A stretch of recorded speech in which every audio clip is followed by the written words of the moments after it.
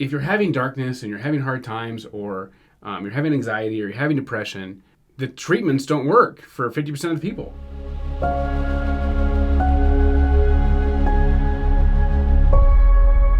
Welcome back to the Kingdom Fasting Podcast. I'm Bree, registered nurse. I'm Dr. Sam Sims, nurse anesthesiologist. And today we're continuing our series on why should fasting matter to me. And today we're tackling our mental and emotional health and the difference that fasting makes. We're big on research, so this is research-based. So they've actually, one of the things they talk about, it does improve cognitive function. But there's this thing called plasticity. Basically, it improves how your brain connections work. And one of the factors they look for is called a brain-derived neurotrophic factor, or BDNF. And if your BDNF levels are high, then it decreases depression. Depression, especially major depression, is one of the most debilitating things in the world. It's actually over 190 million people deal with it. So it's a real thing. The only thing a little bit higher than depression is anxiety, ironically, but that kind of fall in the same category. Mm-hmm. So depression's real, but what we use to treat depression is medication, and that is shown to be effective about 50% of the time. And so that's kind of sucks. This is based on a lot of data, but in scientific reports, they looked at, in 2022, could a longer fast help depression? Because they found that sometimes shorter fasts did help or didn't help, but they did them less than a day. And so basically time restriction kind of helped a little bit. And that was where you kind of stopped eating by 3 p.m. in the afternoon. But Ramadan fast, they said it really didn't make much of a difference.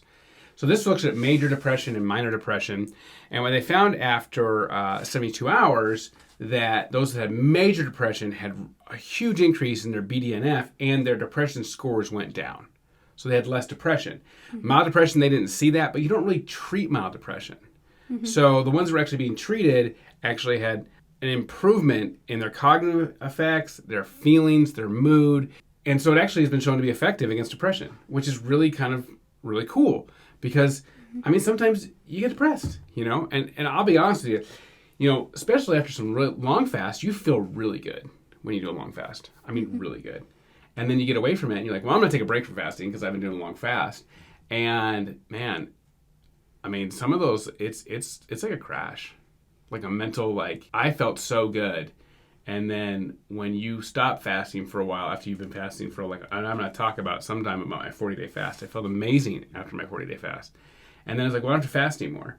And I took that super high feeling, positive feeling, and it crashed down, and it was bad. It was really bad for me. And so I had to it was something I had to learn from. Fasting helps my mood.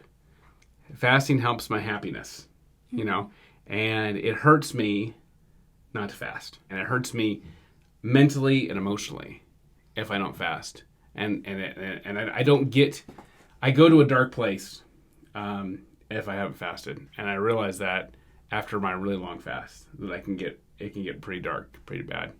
And so it's good.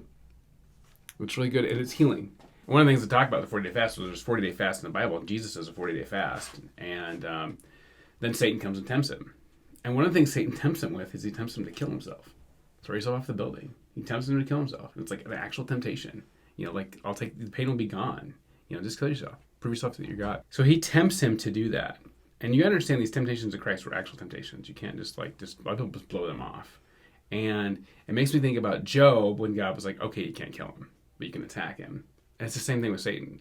I don't think Satan, he can't kill us, but he can attack us. And if he wants us, he'll attack us, and one of the things he'll attack you is he'll try to tell you to kill yourself. Mm-hmm. He told Jesus to do it. He tried to tempt him with that. And because if he can't take you out, then he tries to get you to take yourself out. So don't let him. Yeah. Our real battle is with the enemy of our souls. Yep. So we're going to talk more about that. Spiritual benefits. If you're having darkness and you're having hard times, or you're having anxiety or you're having depression, the treatments don't work for 50% of the people. And then I would recommend try fasting, because it actually does naturally increase these hormones in your body. Naturally, it helps improve these connections. and you're not allergic to yourself, right? So this is going to naturally increase. These medications can cause suicidal behavior or suicidal ideation with these medications because it is a false increase. With fasting, it just improves your mood. Yeah. And you got to keep fasting, and maybe there's a wean off process because that stuff is so high, but because it's hard to want to fast after you fast for 40 days. It's like, well, I don't need to fast. You know what I mean? I did 40 days, like I get 40 days off, right? And the reality is your body mentally, for some people, and for myself, it needs it. Not only is your body and your mind and your emotions involved in fasting, but your soul and your spirit are involved in fasting. And when you're fasting, it brings you closer to God. And so when you're that close to Him, it's hard to be depressed, and God understands our emotions, and He sympathizes with us in that.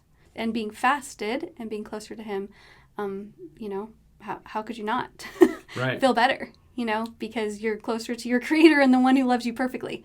And no one else can do that for you. Right. So, and the Bible talks about fasting and feeling better. And so I have to share these verses with you because this is so exciting. So there's an entire chapter in the Bible on fasting, and it's Isaiah 58, and it goes over basically true and false fasting, like the wrong way to fast and the right way to fast.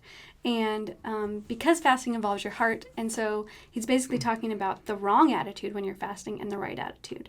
And when you have the right attitude of humbling yourself before God and fasting the way that He chooses for you. Not going through the motions. Right. Not just going through the motions. Exactly. And so this is verse 10 of Isaiah 58. If you pour yourself out for the hungry and satisfy the desire of the afflicted, then shall your light rise in the darkness and your gloom be as the noonday. And so how exciting is that to know that God can turn our gloom into the noonday, into sunshine.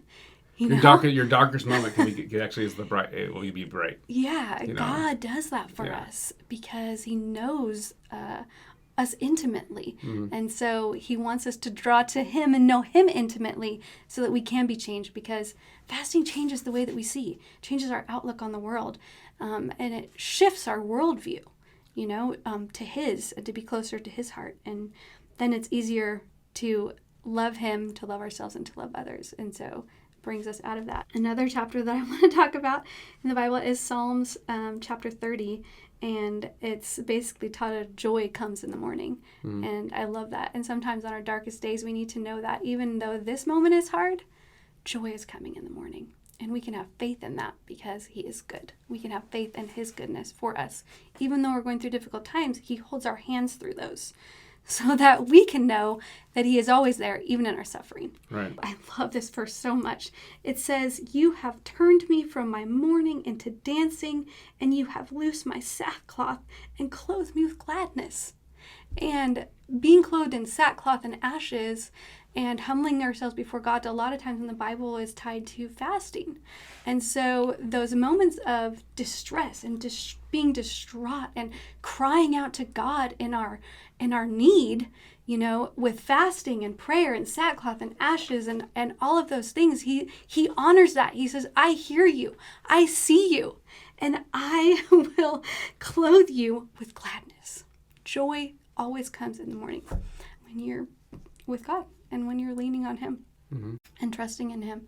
So fasting is huge, not just for our physical health, but also for our emotional health and our mental health. And we're going to touch on this more when we talk about our spiritual health. But I just hope that this brings you hope, that God sees you even in your suffering, and He has a plan for you, and He wants you to draw near to Him. So may this be your encouragement today to fast and draw near to your Father in heaven.